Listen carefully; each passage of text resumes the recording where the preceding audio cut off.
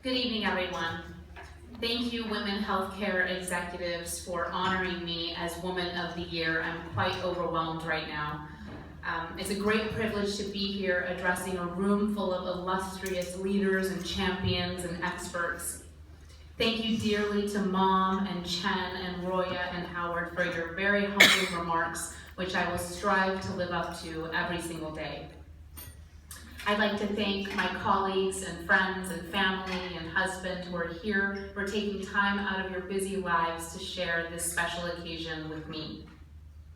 I'm sure some of you are wondering where I've hidden this version of Lily Sarafan we've all been hearing about. And if you ever find her, please introduce us, because she sounds so much cooler than I could ever be.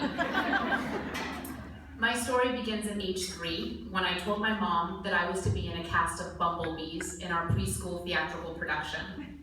You have to realize that we had just arrived in pre-internet America, and my mom didn't realize what a bumblebee was, let alone that there were ready-made costumes in stores. So my mom, the woman who launched a candidacy the year after the revolution to make a point, the woman who crushed the country's notoriously difficult university entrance exam, found herself in a new land with a new language and new responsibilities that she had never before faced. She was going to get this right. She asked me to explain what a bumblebee was. I explained that it was a cute black and yellow insect, but offered no additional details. So my mom, in true form, bought a poofy yellow dress and proceeded to sew black lace and cotton balls onto said dress. There it is.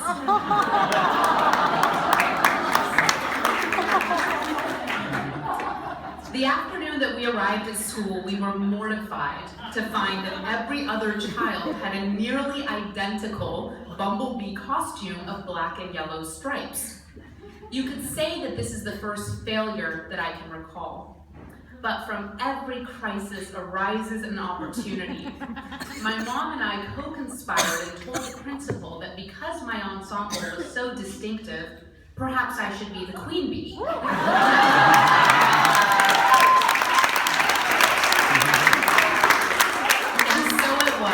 My very first leadership role. You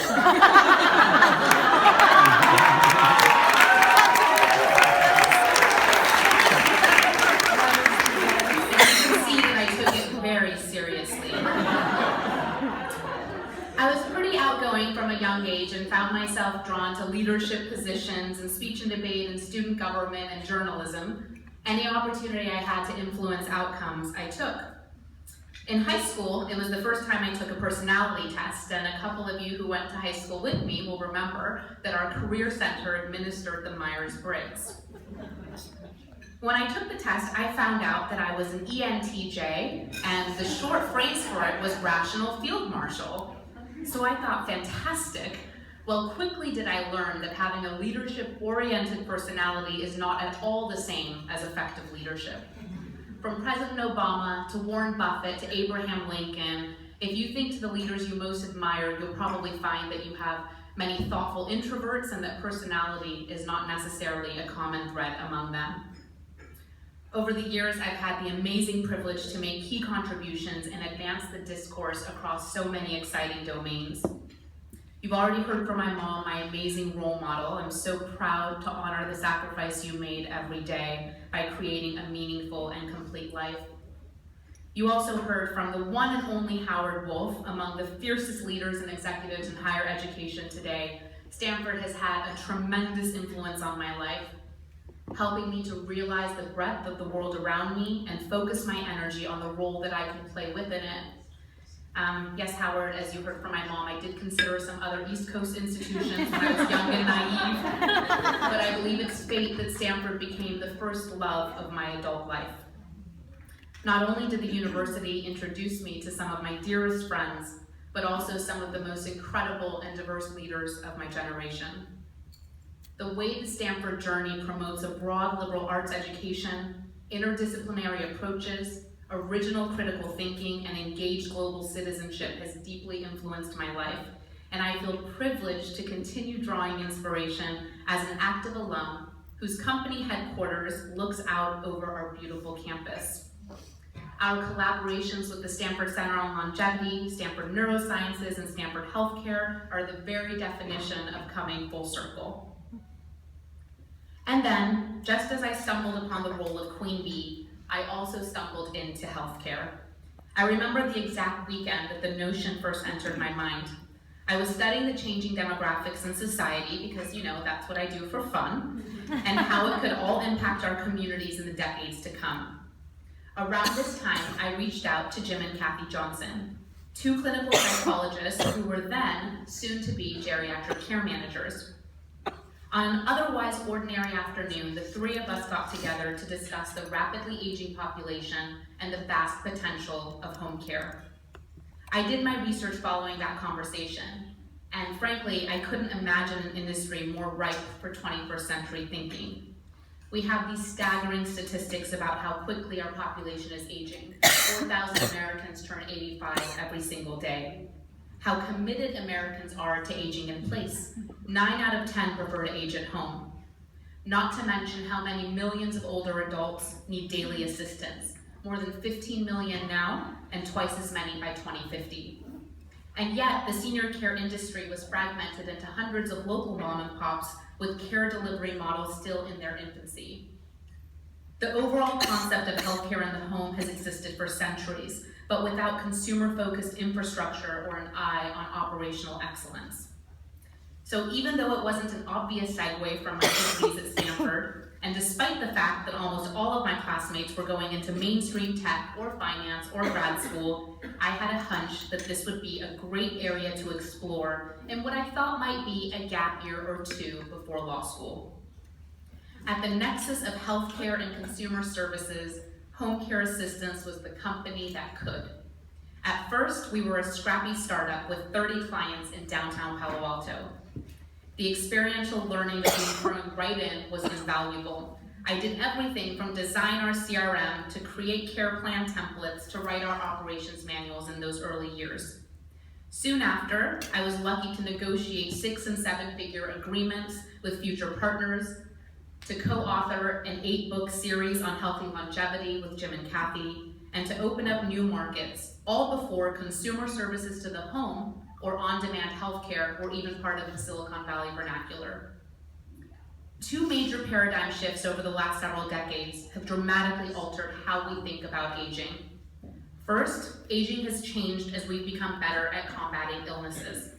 There are more older adults suffering from chronic illness than acute medical conditions today. That's been the case since 1995, and the trend continues.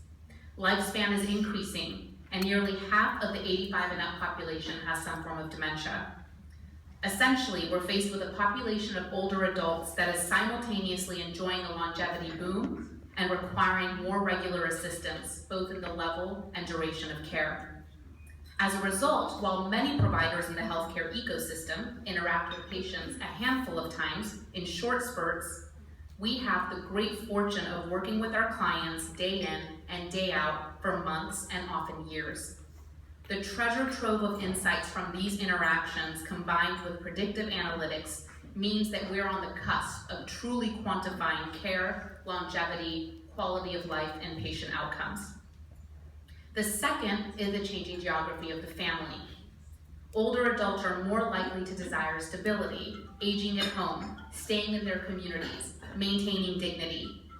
Simultaneously, our connected world and the changing nature of travel and work mean that more adult children live far apart from their parents and work full time, which limits the effectiveness of traditional family support models. When we began expanding home care assistance more than 10 years ago, we knew we wanted to do home care better. My own lack of a traditional healthcare background allowed me to operate without preconceived notions. We drew from seemingly unrelated industries and sectors to design a new type of company, culture, and service, reimagining home care without constraints. Our original headquarters were literally down the street from the original Facebook headquarters in downtown Palo Alto. We were the first home care company to harness the power of the internet, leading to our being featured by Google in an official case study for being an early adopter of a cloud-based OS. And we pioneered the community-based model with our retail storefronts and consumer branding. Case studies I worked on as a Stanford student included ones on Apple's global retail strategy, Sony's Aibo robot to address loneliness, and the role of the internet in circumventing traditional sources of information and authority. How these dots would connect later, I would never have foreseen. The idea of taking healthcare to the home is as old as our republic. Think physician house calls or the village doctor. So what made this different? Well, to use a very current example, what makes Uber different from a local transportation or taxi business? Innovation is one thing, but it needs to scale in order to have an impact. There are many companies in the new service economy that are trying to figure out how to scale beyond a few markets or to develop a sustainable model that meets the requirements of a fast-changing regulatory landscape. How have we translated our innovative model into large-scale impact? Through talent, systems, metrics-driven operations, basically execution. You heard from Chen, our fearless CFO, or now I will call him Anne Hathaway from now on, who has worked tirelessly alongside our entire home care assistance team to help build the nation's leading provider of in-home care. The past 5 years have seen us more than triple our footprint and our revenue, expanding to 150 retail storefront locations, including a dozen in the Bay Area, employing thousands of team members, and having served tens of thousands of families. We've grown revenue every year, but we've done it all organically, truly a company built from the ground up. That's allowed us to build a unique culture where the client and caregiver always come first, and everyone is encouraged to think outside the box about any strategy that might enhance our business and our operations. As a result, we've led the way on a number of unique initiatives in our industry, including our award-winning balanced care method for healthy longevity, and our landmark patent-pending cognitive therapeutics method to address brain health and the global Alzheimer's and dementia pandemic. Of course, we're still focused on our geographic expansion, and it won't be long until we're in the fabric of every community in America. We're also helping the nation adapt to the upcoming demographic shift. This past summer, as you heard, I participated in the once-a-decade White House Conference on Aging, and we remain committed to working with our partners across healthcare and in government, local and federal, to realize the benefits of in-home care and bring that option to millions more Americans. We've always kept an active pulse on the world around us. Our team has consulted with such healthcare visionaries as Dr. Cynthia Kenyon at Calico, an alphabet company who's researching novel genetic therapies to double human lifespan, Dr. Gary Small, who leads the UCLA Center on Longevity and is one of the leading minds in the fight against dementia, Dr. Frank Longo, who also leads extraordinary research into the causes of cognitive decline and possible therapies to prevent or delay its onset.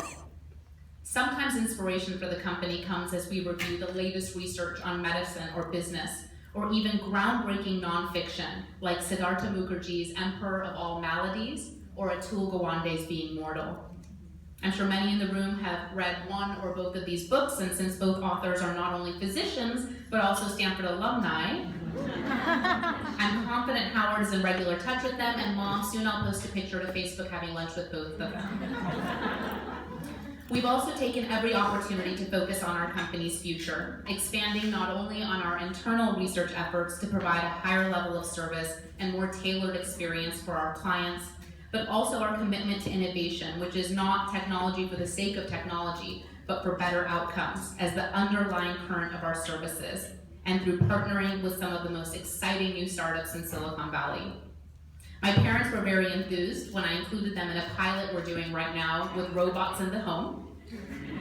They asked for me to spend more time with them and to be more engaged, and now they're going to be careful what they wish for because I follow them around the house remotely using the robot. If anyone wants more information on this, feel free to see me after. When we started home care assistance, in-home care was definitely not a hot sector. Now we've seen more than $100 million invested in new in-home care concepts in the past year alone, and countless millions more in innovative technologies to help older adults.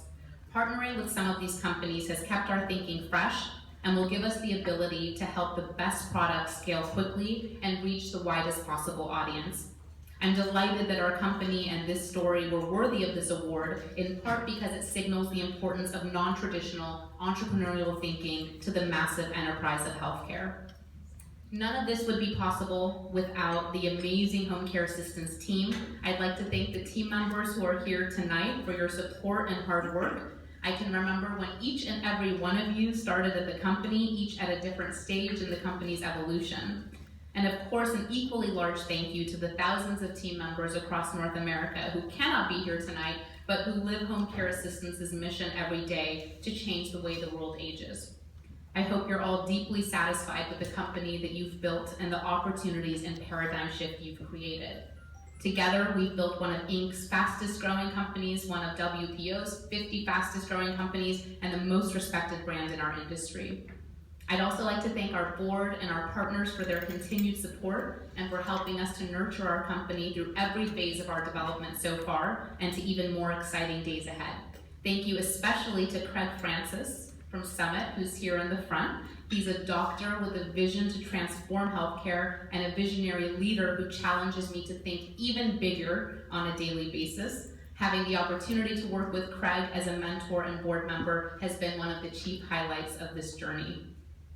Before I conclude, I'd like to take a minute to speak about women's leadership. Organizations such as women healthcare executives are invaluable in promoting and closing the leadership gap, so thank you for all you do and have done for decades. I'm very lucky to have a number of women leaders in healthcare among my friends, some of whom are here this evening representing everything from medical device to biotech to hardware, and I've already had the pleasure of meeting many other amazing women across the healthcare continuum. We're also all very fortunate to have someone like Roya Soleimani in her role in social impact at Google and in our broader Bay Area community. She's a force of nature, community advocate, woman leader, and someone that I'm happy to call a partner in progress. In general, there's no discounting the role that leaders and mentors have had on my life, and there's nothing partisan about it.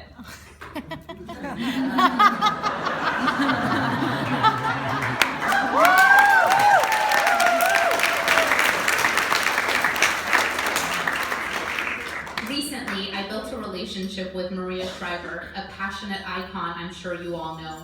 Her new nonprofit initiative, Move for Minds, is focused on women's health and brain health for the sandwich generation.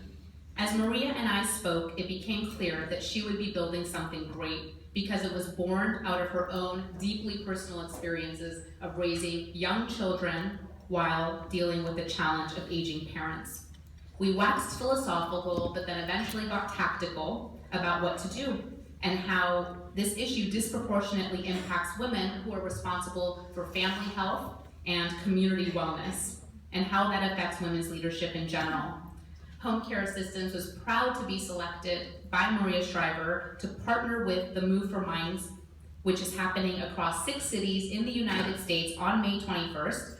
I'm personally excited to kick things off in San Francisco and invite all of you to join the Move for Minds initiative. You can find more information on our website about it, homecareassistance.com. I know Megan's very happy that I plugged our website. You're welcome, Megan. And finally, one of my greatest joys in serving at the helm of our organization has been helping to create the next generation of leaders who bring so many perspectives to the table. I've always believed that if 2 people are exactly the same, one of them would be unnecessary. So I'm excited that we continue to assemble such thoughtful, diverse rock stars who are completely different from one another. Our overall team just happens to be majority women, as Jessie, who's sitting right there, can attest to. And we happen to be at the top of our game. There's a body of research around companies with gender diversity and parity having stronger returns and a longer-term focus, and I'm proud that HCA is an example of that trend. Creating an environment where talented people can come together and build an aspirational company, that is an unparalleled joy in my professional life. And yes, we're always hiring, so please do let your friends know. I will wrap up by sharing a quote that I came across recently that really had an impact on me. Sometimes I can hear my bones straining under the weight of all the lives I'm not living. In the absence of being able to live multiple lives, and I expect someone in our audience is working on that right now, we can live one complete, dazzling, authentic life, and it may not make sense now, but all the seeds we're planting and all the paths we're charting today will make sense on our 1-year, 5-year, and 10-year look backs. Of that, I'm confident. So here's to all the trailblazers who came before, and thank you again for this award, which I accept proudly on behalf of our entire team.